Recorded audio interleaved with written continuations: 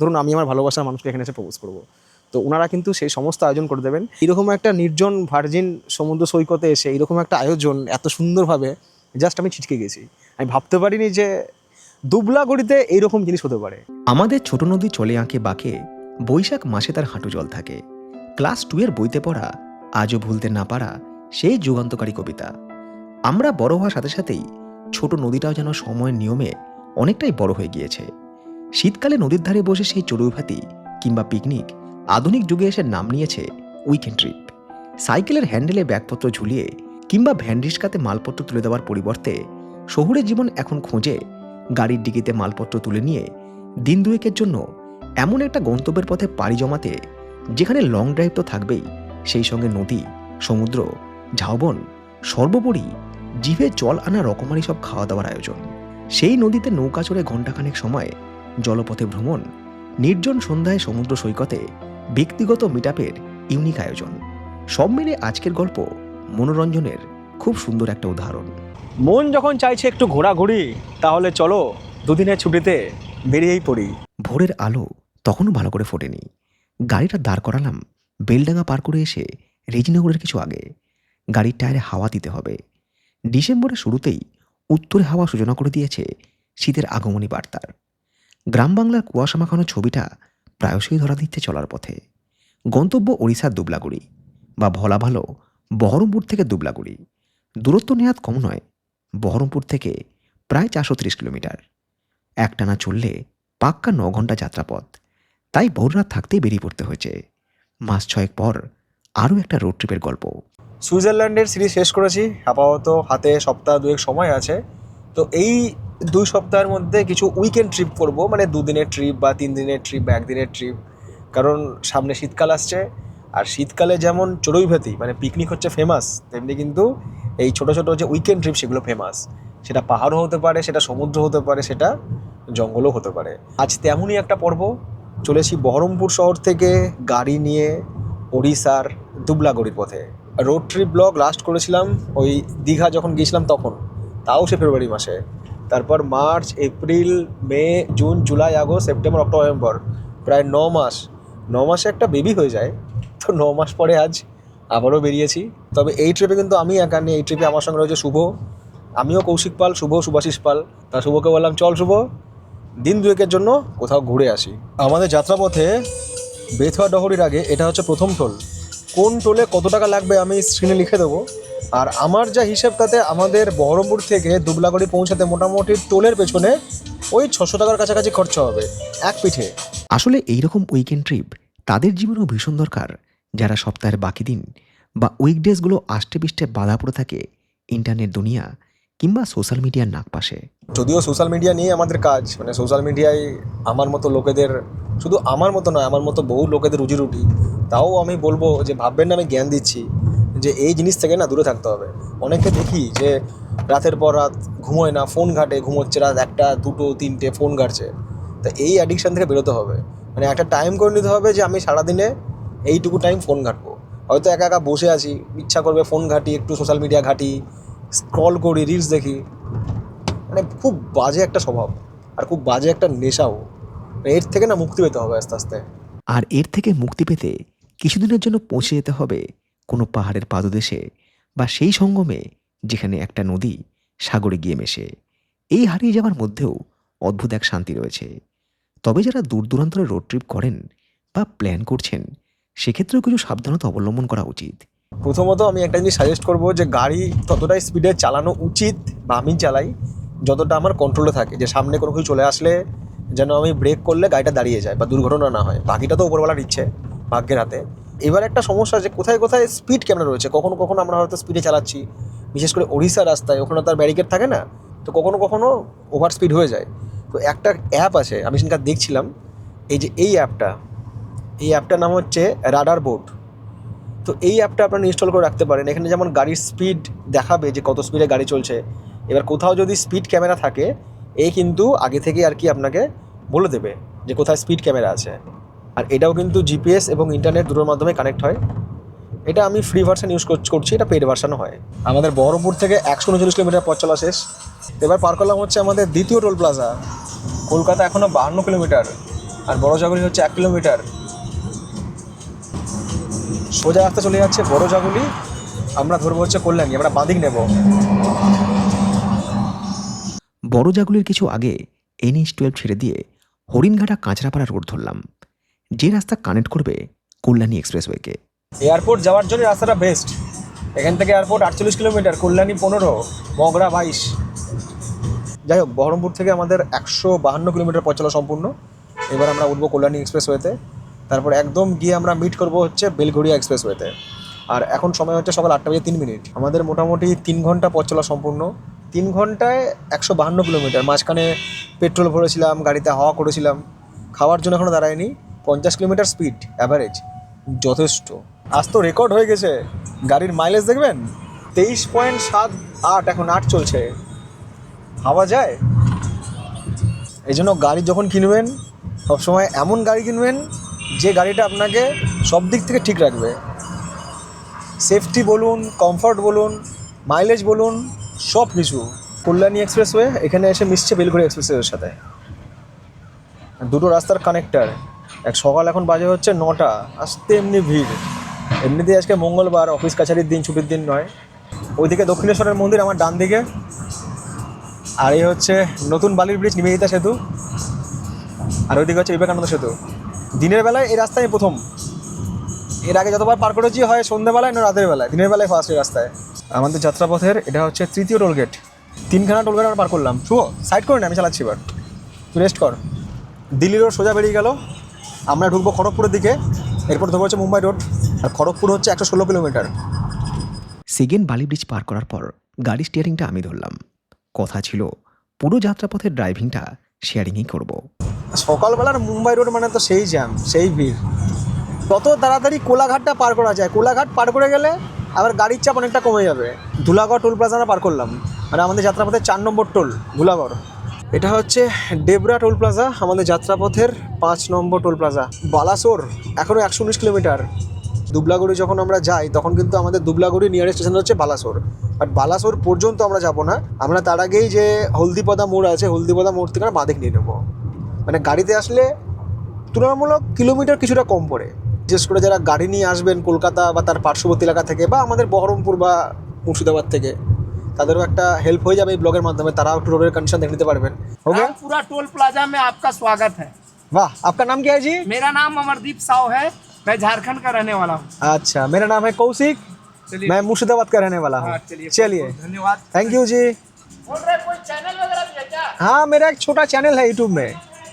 उस चैनल का नाम आप सर्च कीजिएगा, ट्रैवल विथ कौशिक नाम के। Travel with Kaushik. इंस्टाग्राम में भी यही है। हाँ, इंस्टाग्राम में भी है। आप थोड़ा सर्च कीजिएगा, कुछ ना कुछ মিল হি জায়গা। পথ চলতে চলতে আমরা পৌঁছে গেছি পশ্চিম মেদিনীপুর। পশ্চিম মেদিনীপুরের দাঁতনের এটা হচ্ছে মোগলমারি। এখানে দাঁড়িয়েছিলাম, এখানে দোকান থেকে কিনলাম হচ্ছে দেশি কলা আর সেই সাথে আঙুর। কিছু ফল টল খেতে হবে, শরীরে ভিটামিনের দরকার তো। এখানে নিলাম হচ্ছে পেয়ারা হচ্ছে এখানে 100 টাকা কিলো। আর নেবো হচ্ছে ডাব, বাট শাঁস খাবো না ডাবের। আগের বার ডাবের শাঁস খেয়ে পেট গরম হয়েছিল।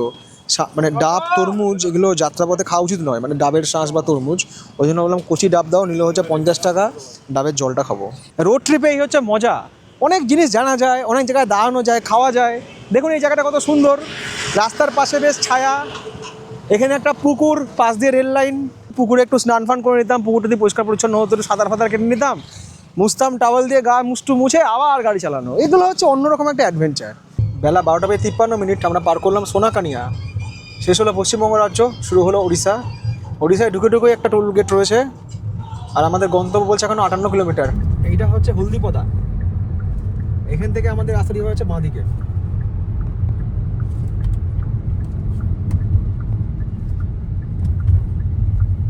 আমরা কলকাতা চেন্নাই এক্সপ্রেসওয়েকে ছেড়ে দিলাম এবং বাঁ দিকে রাস্তা নিয়ে নিলাম।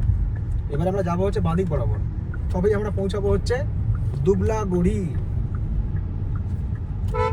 হলদিপদা মোড় থেকে দুবলাগুড়ি আরও 16 কিলোমিটার।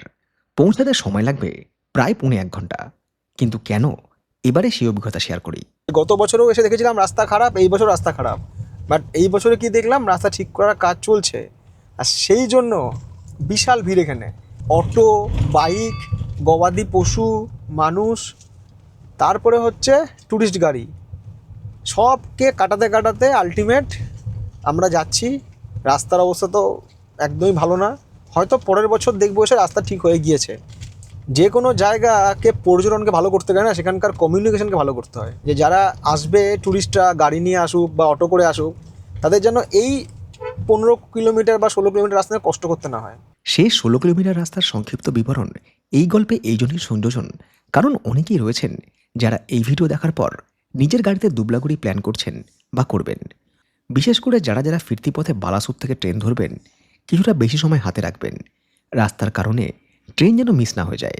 রাস্তার মানপ্যাচ শেষ করে এসে পৌঁছালাম দুবলাগুড়ির গ্যালাক্সি নেচার ক্যাম্প রিসর্টে।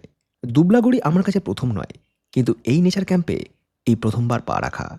শুরু থেকে শেষ সব কিছুই বেশ ইমপ্রেসিভ। এবারে সেই অভিজ্ঞতাগুলো একে একে শেয়ার করছি। ক্যাম্পের ওনার পুষ্পস্তবক দিয়ে আমাকে বরণ করলেন ঠিকই, তবে মনে জমে থাকা কিছুটা ক্ষোভ তার উপরে উগড়ে দিলাম এই বলে যে এখানে এত ট্যুরিস্ট আসে, এতগুলো ক্যাম্পও চলে, কিন্তু রাস্তাঘাট সম্পর্কে প্রশাসন কেন এত উদাসীন বলতে পারেন? ইনফ্রাস্ট্রাকচার ঠিক না হলে পর্যটনের উন্নতিকরণ কিভাবে সম্ভব? এনাদের এখানে কিন্তু চেক ইন টাইম হচ্ছে বেলা 12টা, চেক আউট টাইম হচ্ছে পরের দিন সকাল 10টা। ট্রেনে আসলে ডেফিনেটলি আগে পৌঁছাবেন, বন্দে ভারত ধরে আসলে। বাট গাড়ি নিয়ে আসলে আমার বলে একটু দেরি হলো। কলকাতা থেকে যারা আসছেন তারা কিন্তু মোটামুটি 12টার মধ্যেই আশা করি ভালোভাবে পৌঁছে যাবেন। এক প্রস্ত স্নান করে ফ্রেশ হলাম, আর এখন সময় হচ্ছে 3:15 হয়ে গেছে। এবার খাওয়া দাওয়াটা করতে হবে। এত খাবার দেখে এবার প্রশ্ন হয়ে দাঁড়ালো যে আমি কোনটা ছেড়ে কোনটা খাবো। সবার আগে যেটা জানার দরকার বা জানানোর দরকার, যেখানে কোন কোন আইটেমগুলো আপনাদের প্যাকেজের মধ্যে থাকবে হচ্ছে কমপ্লিমেন্টারি, আর কোন কোন আইটেমগুলো হচ্ছে এক্সক্লুডিং প্যাকেজ, মানে আপনাকে এক্সট্রা পে করতে হবে বা মেনু কার্ড থেকে অর্ডার দিতে হবে। যখন আমরা আসি আপনারা আমাদের আতিথেয়তা করার জন্য প্রচুর খাবার দাবার দেন, আমরা দেখিয়ে দিই। যখন আরেকজন এই ভিডিও দেখে এলো আপনাকে কন্ট্যাক্ট করে, তখন তো খাবার কম পেলো, তখন এরকম একটা ব্যাপার তৈরি হয় যে ব্লগাররা যখন যায় তারা বেশি বেশি পায় দেখানোর জন্য, অ্যাডভার্টাইজমেন্টের জন্য, আমরা পাই না। বাট আমি এই কনফিউশন চাই না, যারা এখানে প্যাকেজে আসবে তাদের জন্য কোনটা কোনটা থাকবে একদম ফুল ক্লারিফিকেশন। হ্যাঁ, ফুল ক্লারিফিকেশন। এইটা হচ্ছে কমপ্লিমেন্টারি, দিস ইজ কমপ্লিমেন্টারি। হ্যাঁ এটা হচ্ছে অপশনাল, যে ভেজ খাবে তার জন্য থাকছে হচ্ছে paneer butter masala, either mushroom or কোনো একটা মিক্স ভেজ। ওকে ওকে, তার ফিশ খাবে, তাদের জন্য তিনটা অপশন আছে। 3টে অপশন আছে। সেক্ষেত্রে হয় পমফ্রেট থাকবে, একদম। না হলে চিংড়ি থাকবে, না হলে এরকম বড় এক পিস কাঁকড়া থাকবে, ডাবল এক কারি থাকবে, না হলে ডবল এক কারি ডাবল থাকবে। এক কারি থাকবে। অনেক লোক মাছ খায় না, সি ফুড খায় না, হ্যাঁ। ডাবল এক কারি থাকবে। আর এখানকার আমাদের যে মাছগুলো আছে ফুললি সি ফুড এন্ড পুরো ফ্রেশ, একটা করে লোকাল মাছ ফ্রাই। আজকে যেরকম এই মাছ ফ্রাইটা আছে, ওটাও এখন মানে এখন কমপ্লিমেন্টারি আছে। হয়তো কিছুদিন পরে ওটা ডিসকন্টিনিউ হতে ও, পারে। এটা এখন আছে। এটা কি মাছ? এটা হচ্ছে আইলা মাছ বলে, হচ্ছে পটল মাছ এখানে বলে আইলা মাছ। তারা আমাদের বুকিং করে, তারা যেদিন তাদের ট্রাভেলিং ডেট আছে তার আগের দিন রাত্রে আমরা গাড়ি টাড়ি উনি কিভাবে আসবেন স্টেশন থেকে, গাড়িওয়ালার নাম্বার আমরা প্রোভাইড করে দিই। প্লাস ওইখানে জিজ্ঞেস করা যে কার ভেজ নন ভেজ আর কি অপশন, কাউ যদি ছোট ছেলে আছে কার আলু সিদ্ধ করতে হবে, ডালে বানাতে হবে, মানে এভরিথিং। বাচ্চারা এলো তাদের জন্য আলু সেদ্ধ বা ডাল টাল করে দেওয়া আপনারা করে দেন। মানে আমাদের কনসেপ্ট হচ্ছে অতিথি দেবো। অতিথি দেবো। ওনারা কিন্তু বুকিং এর সময় হোয়াটসঅ্যাপে ওনাদের মেনু কার্ড পাঠিয়ে দেন, আপনারা মেনু কার্ড থেকে অর্ডার দিয়ে দেবেন। বাট কমপ্লিমেন্টারি এটা বোঝায় মানে আপনি যে প্যাকেজে আছেন তার মধ্যে কিন্তু যে যে আইটেমগুলো বললাম সেই সেই আইটেমগুলো থাকবে। খাবারের গল্প করতে খাবার ঠান্ডা হয়ে গেছে। এখন শীতকাল, কাজে আলু ফুলকপির তরকারি তো সব জায়গাতেই থাকবে। এসব স্বাদ যেমন ছিল তেমনই আছে। এইটা কিন্তু আপনাদের থাকবে হচ্ছে প্যাকেজে, মানে কমপ্লিমেন্টারি লাঞ্চে। পমফ্রেটের সাইজ হচ্ছে এরকম, ঠিকঠাক আছে, প্রমাণ সাইজ যাকে বলে। আর এখানে যত সি ফুড আছে না, এগুলো সব ফ্রেশ। আর এই জন্যই ফ্রেশ, আপনারা জানেন হয়তো যে কাছে ফিশ মার্কেট আছে, তো এই চিংড়ি বলুন, ক্র্যাব বলুন বা অন্যান্য যে সমস্ত সামুদ্রিক মাছ টাছ সব কিন্তু এখানকার ফ্রেশ মাছ। এই হচ্ছে আইলা মাছ। আমার পমফ্রেট থেকে এই মাছটা বেশি ভালো লাগছে। এই মাছের এখন সিজন তো ঠান্ডা বেশি। এখন তো পমফ্রেটের সিজন নয়, পমফ্রেটের সিজন ছোটটা না, ততটা নয়, কিন্তু এই মাছটা সিজন, সত্যি টেস্ট আছে। এবার ক্র্যাব তো আমি খাই না, আর চিংড়ি আমি খাই না, তো ক্র্যাব আর চিংড়ির রিভিউটা শুভ দিয়ে দেবে। শুভ তো খাস তুই। শুভ যা ফিডব্যাক দিল তাতে চিংড়ির মালাইকারি হোক কিংবা ক্র্যাব কষা, সব কিছুর টেস্ট বেশ ভালোই। দিন দুয়েকের জন্য জিভে স্বাদ বদলাতে, মানে খাওয়া দাওয়ার জন্যই তো এত দূরে আসা। আর দুবলাগুড়িতে সি ফুড বেশ ভালো। শুভ একটাই জামাই, তাই তো? আর তো জামাই নাই, সোহিনীর তো আর বোন নেই।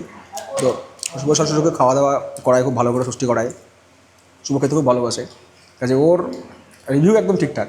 ডাল বলুন, সবজি বলুন, মাছের ঝোল বলুন, ঝাল কিন্তু নেই, সব কিছু ঠিকঠাক। আমি এখনও জল খাইনি, আমার ঝাল লাগছে না মানে ঝাল নেই। ভরপেট খাওয়া দাওয়ার পর দারুণ একটা ঘুম, আর এক ঘুমেই দুপুর বিকেল পেরিয়ে এক্কেবারে সন্ধে। আর এই সন্ধেটা আমার জীবনে ছিল স্পেশাল। শুধু আমার জীবনে বলা ভুল, বলা ভালো আমার আপনার অনেকের জীবনেই এইরকম একটা স্পেশাল সন্ধে আসতেই পারে। সেটা কিভাবে এবারে বলি। চায়ে কী দিয়েছে আমি জানি না, চাটা মিষ্টি হয়েছে, বাট চাটা দুর্ধর্ষ হয়েছে।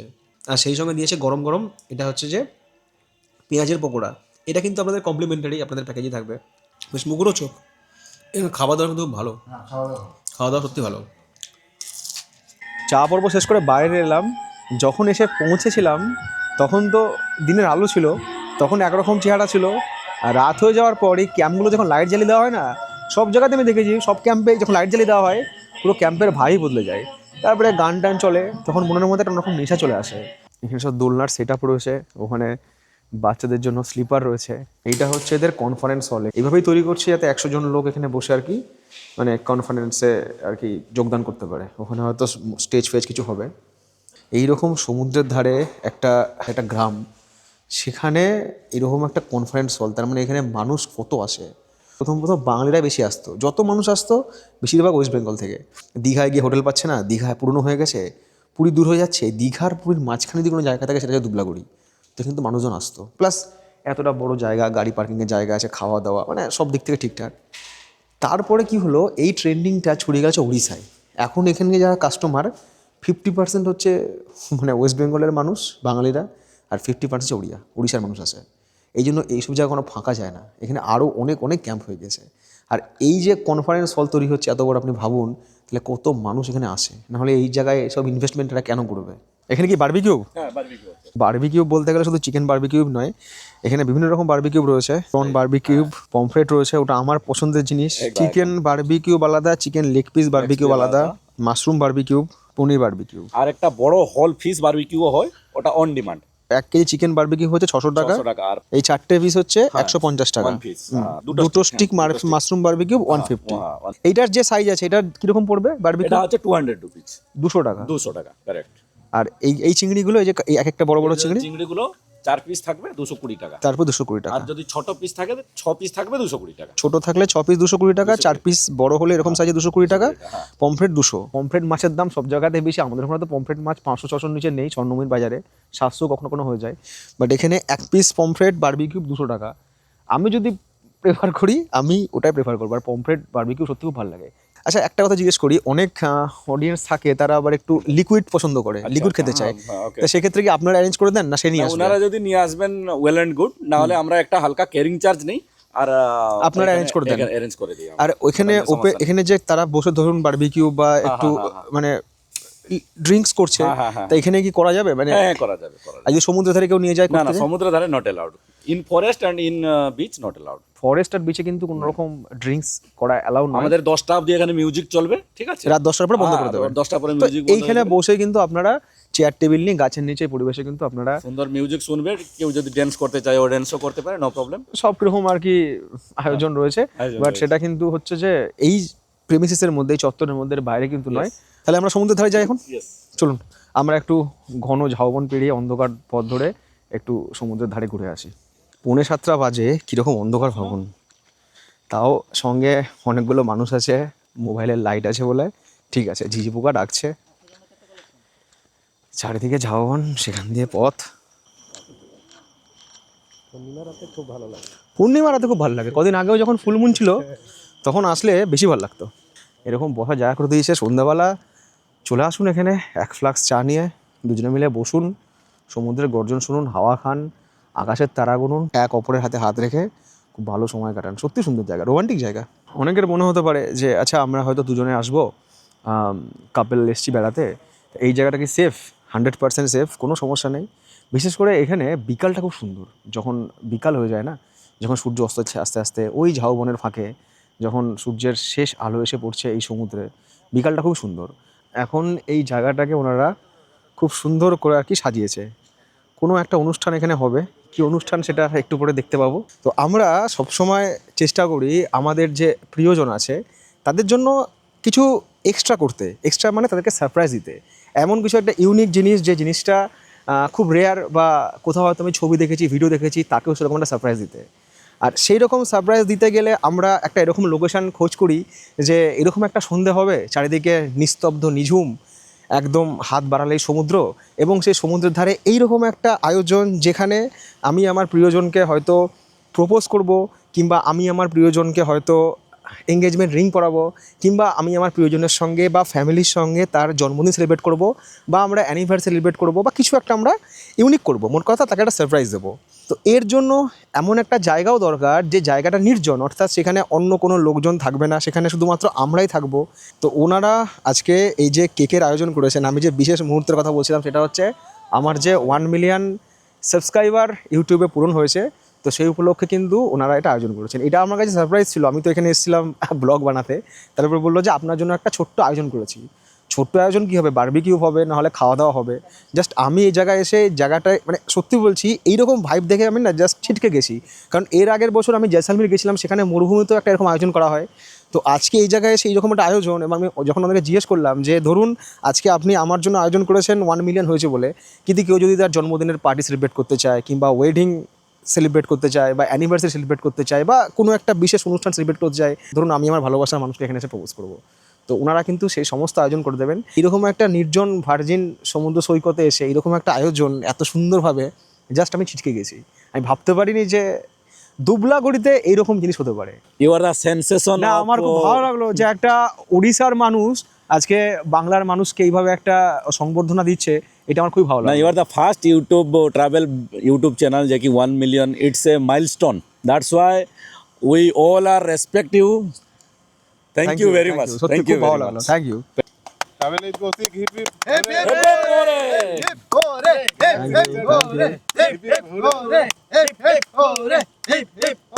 কেকটা পুরোটা খেতে হবে, কিন্তু কেকটা সত্যি সুন্দর, কেকটাও সুন্দর, মানে জায়গাটা সুন্দর। আমি ভাবিনি যে কেকটা এত সুন্দর হবে। যদি আপনারা এখানে এসে বলেন যে আমাদের কেক অ্যারেঞ্জ করে দাও, মানে কেক খেয়ে কিন্তু আপনারা হতাশ হবেন না। কেক কাটার পর্ব তো শেষ। আজকে সুইজারল্যান্ডের প্রথম পার্ট এসছে। আপনাদের দিনে সুইজারল্যান্ড দেখা হয়ে গেছে, বাট আজকে সুইজারল্যান্ডের প্রথম ভিডিও রিলিজ করলাম, তাই একটু কমেন্টসগুলো চেক করছিলাম। এবার টেস্ট করতে হবে হচ্ছে বারবিকিউ, যেখানে ওরা অ্যারেঞ্জমেন্টটা করেছে, সব কিছু সাজিয়ে টাজিয়ে দিয়েছে। সেই জায়গাটা একটু দেখাই আপনাদেরকে। সুইস টেন্টের গেস্টদের জন্য এই জায়গাটা করেছেন, এখানে ছবি টবি তুলবে সবাই এসে। প্রথম একটা যাতায়াতের জন্য ব্রিজও রয়েছে, ছবি তোলার জন্য তো খুব সুন্দর জায়গা। এখানেও ক্র্যাব রয়েছে। এটা হচ্ছে, এটা যে লাঞ্চে যেটা ছিল ওটা হচ্ছে ক্রাব ছিল, মানে সমুদ্রের ক্রাব ছিল। এটা হচ্ছে নদীর এই যে কি কাঁকড়া, এটাকে আমাদের উড়িয়াতে বলি মান্ডিয়া কঙ্কড়া। মাডিয়া ককড়া। মান্ডিয়া কঙ্কড়া নদীর ধারে যে গাতের মধ্যে গর্তর মধ্যে যে এটা নদীর থাকে, 600 গ্রাম কাছাকাছি হবে। এগুলো ধরে কেমন করে কাঁকড়াগুলোকে? ওই ধরার লোক আছে মানে ওদের। নদীর ধারের কাঁকড়ার কি টেস্ট বেশি? একদম, এটা আলাদা এটা স্পেশাল ডিশ। এইটা হচ্ছে এখানকার বেস্ট আইটেম। এটা রেটটা একটু বলে দিন। 900। 900 টাকা। 900 টাকা। 900 টাকা। আর এগুলোর তো রেট আপনাদের বলে দিয়েছি। হ্যাঁ। এই মাছটা দুপুরে খেয়েছিলাম না? হ্যাঁ, আইলা মাছ, পটল মাছ। আর এই হচ্ছে পমফ্রেট। এটা চিকেন লেগ পিস, চিংড়ি। খাওয়ার তো পেটে আর জায়গা নেই, কারণ একটা সমস্যা হয়েছে, সেটা হচ্ছে যে অবেলা করে খেয়েছি তো এখন একটু ঢেকুর উঠছে, মানে খাবার এখনো হজম হয়নি। কালকে হয়তো খাবার হজম হবে। এত খাবার দাবারের মধ্যে আমি বললাম যে আমাকে মুড়ি দিন। সন্ধ্যাবেলা যদি আপনারা মুড়ি চান, মুড়িও দিতে পারবে। তো এই মুড়িটাই আমি খাবো, আর এই সমস্ত আইটেম আমি আর কিছু খেতে পারবো না। হ্যাঁ, এই চিকেনটা খাচ্ছি। চিকেনটা হচ্ছে ওই বারবিকিউ চিকেন, এটা খুব ভালো লাগছে, মুড়ি দিয়ে খেতে ভালো লাগছে। বাট বাকি আর যা সমস্ত আইটেম আছে আমি কিচ্ছু খাবো না। সময়টা 10:33। একটু বসে বসে কাজ করছিলাম। এখানে একটু নেটওয়ার্কের সমস্যা আছে। জিওর আমি দেখছিলাম যে খুব স্পিড নেই নেটে, এয়ারটেল তাও চলছে। আর এদের এখানে যে ওয়াইফাই রয়েছে তাতে ফেসবুক খুলছে খুব ধীরে সুস্থে। এটা আমার ফেসবুকের পেজ, দর্শক হচ্ছে 5,83,000। যাই হোক, এটাও একদিন 1 মিলিয়ন হয়তো হয়ে যাবে আপনাদের ভালোবাসায়। যেটা বলছিলাম সেটা হচ্ছে এই হচ্ছে ডিনারে থাকবে হচ্ছে চিকেন। ওরা বললো যে 4 পিস চিকেন থাকে, এরপরে কেউ যদি 1-2 পিস নেয় তাহলে ওরা দেয়।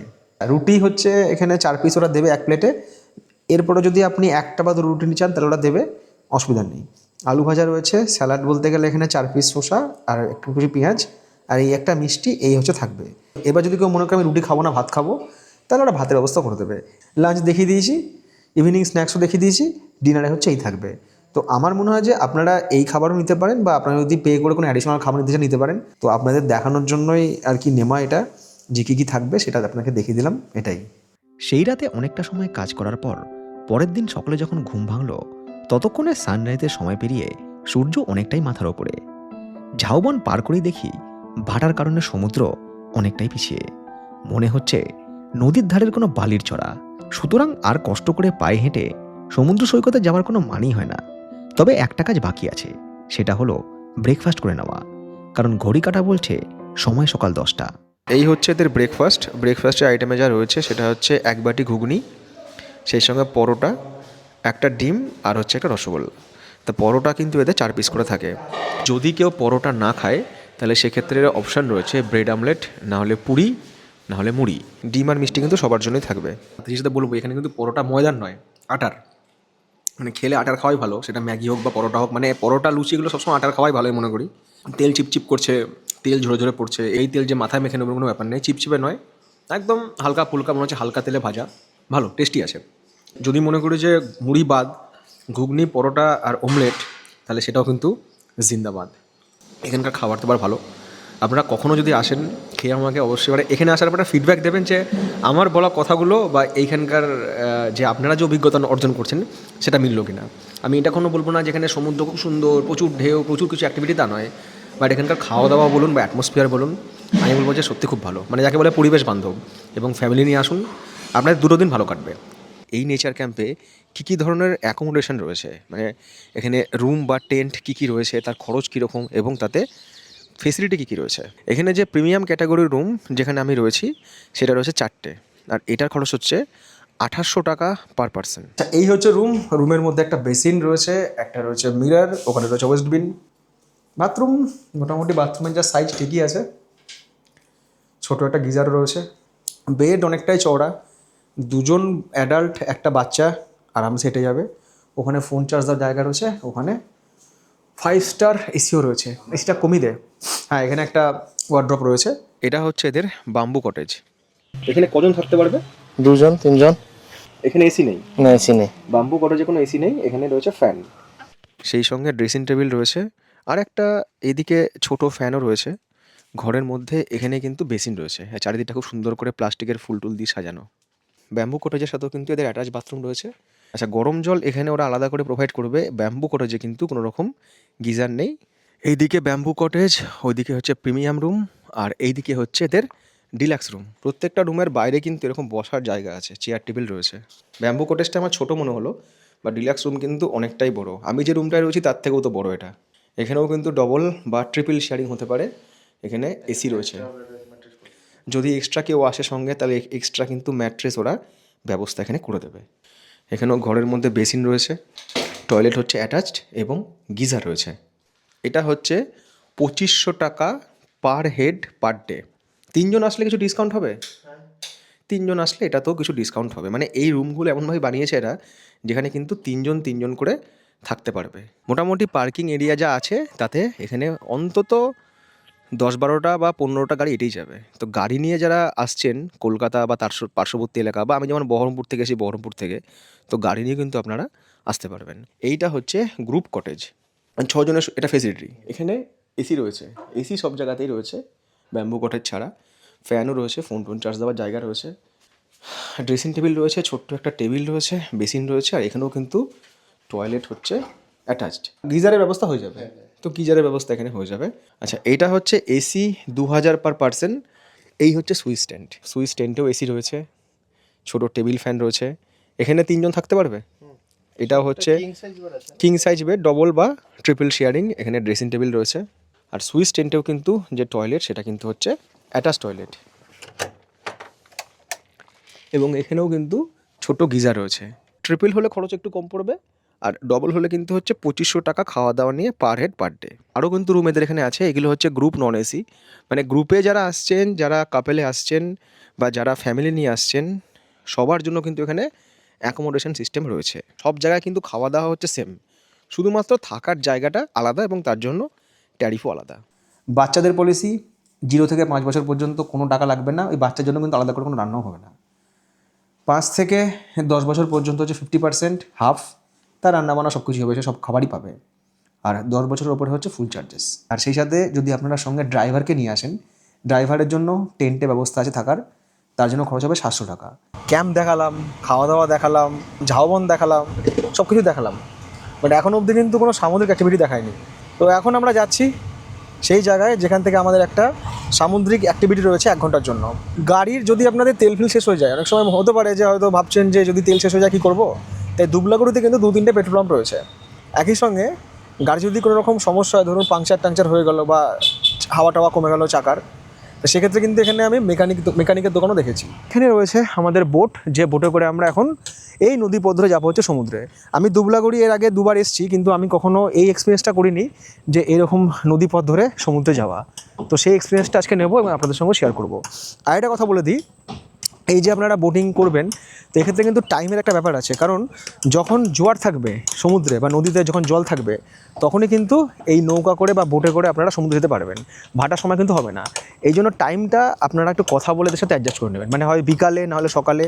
অনেকটা সুন্দরবনের মতো ফিল আসছে না? সুন্দরবনে যখন আমরা বোট স্টার্ট করি সোনাখালি ফেরি থেকে, ওরকম একটা ফিলিংস আসছে। এদিকেও কিন্তু ম্যানগ্রোভ রয়েছে। আর এদেরকে জিজ্ঞেস করলাম, এই নদীটার স্থানীয় নাম হচ্ছে হান্ডিভাষা। আর একটু পরেই আমাদের বোট এই হান্ডিভাষা নদী পার করে মিশবে হচ্ছে সমুদ্রের সঙ্গে, মানে বে অফ বেঙ্গলের সাথে। আর ডান দিকে যে ঝাউবনটা পুরো চলে যাচ্ছে, এটাই হচ্ছে আপনাদের বহুবার দেখা ছবিতে, ভিডিওতে বা নিজের চোখে দুবলাগড়ি। ওইদিকে হচ্ছে সমুদ্র, বঙ্গোপসাগর, তার দেখুন ঢেউগুলো কিন্তু এখানে এসে নদীর সঙ্গে মিশছে। এখানে যেন দুরকম মানে জলস্রোত কাজ করছে, একটা তো সমুদ্রের দিক থেকে আসছে, আর একটা হচ্ছে নদীর নিজস্ব। শীতকালে আরও অনেক পাখি দেখা যায় এখানে, এরা কিন্তু সব মাছ ধরছে। ওই সমুদ্র আর নদী যেখানে মিশছে না এই মোহনাতে এসে, এখানে প্রচুর মাছ আছে, আর এই পাখিগুলো ওখানে চুপচাপ ভেসে ভেসে মাছ ধরছে।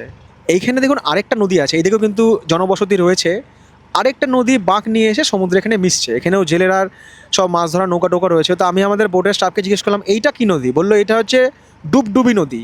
একটা হচ্ছে ডুবডুবি, একটা হচ্ছে হান্ডিভাষা। এই দুটো নদী কিন্তু এসে মিশছে বে অফ বেঙ্গল বা বঙ্গোপসাগরে। এখানেও দেখুন সেই সমুদ্র আর নদীর মিলনে যেরকম স্রোত তৈরি হয়, যে ঢেউ তৈরি হয়, দুমুখী ঢেউ বা দুমুখী স্রোত, সেটা কিন্তু এখানেও রয়েছে। 1 ঘন্টার এই বোট সফরে সমুদ্রের কিছুটা ভেতরে যাওয়ার পর দেখা মেলে বেশ কিছু পরিযায়ী পাখির। সেই সঙ্গে সমুদ্র থেকে মাছ ধরে ফিরতি পথে জেলে মাঝিদের ছোট ছোট ট্রলারগুলোর। এই যে এইগুলো সমস্ত হচ্ছে মাছ ধরার ট্রলার, এরা সব মাছ টাছ ধরে ফিরছে। আর এই যে পুরো বীজটা আপনারা দেখছেন, এই যে ঝাউবন দিগন্ত বিস্তৃত, এইটাই হচ্ছে দুবলাগড়ির সমুদ্র সৈকত। দেখুন ওখানে স্নান টান করছে। একটু খরচটা আপনাদেরকে বলে দিই, এই যে বোট সফরটা 1 ঘন্টার আপনারা দেখছেন ওঠা নামা নিয়ে, এটার জন্য খরচ হবে হচ্ছে পার পার্সন মাত্র 400 টাকা, মাত্র 400। যদি সংখ্যায় বেশি হয় তাহলে এই খরচটা কমতে পারে। এবং যেটা আমি শুরুতেও বলছিলাম, যদি আপনারা চান যে এরকম সমুদ্রে আসবো বোটে করে সবাই মিলে, এবং এখানে আমাদের কোনো একটা বার্থডে পার্টি বা কিছু সেলিব্রেট হবে, এখানে আমরা কেক ফেক কাটবো, বেলুন দিয়ে সাজানো তো রয়েছে, ওদেরকে বলে ওরা সাজিয়ে দেবে সুন্দর করে। মোট কথা দুবলাগড়ি 2 দিনের জন্য এসে আপনাদের মন ভরে যাবে, আপনারা সব ধরনের মনোরঞ্জন এখানে পেয়ে যাবেন। মানে মনে হবে না আমি 2 দিন ফালতু ওখানে পয়সা ওয়েস্ট করে এলাম। সময় বেলা 2:08 শেষ আমাদের বোট সফর। সেই সাথে আপনাদেরকে দেখালাম এই যাত্রাপথের সৌন্দর্য, আর একই সাথে পাখির চোখে এই জায়গা ঠিক কীরকম লাগে। আশা করি ভিডিও আপনাদের ভালো লেগেছে। আর ভিডিও যদি ভালো লেগে থাকলে ভিডিওকে লাইক করবেন, শেয়ার করবেন, আর অবশ্যই জানাবেন আপনাদের মতামত কমেন্টসের মাধ্যমে। দেখা হচ্ছে আপনাদের সাথে এর পরবর্তী পর্বে আরও একটা উইকেন্ড ট্রিপে। সবাই ভালো থাকুন, গুড নাইট, লাভ ইউ।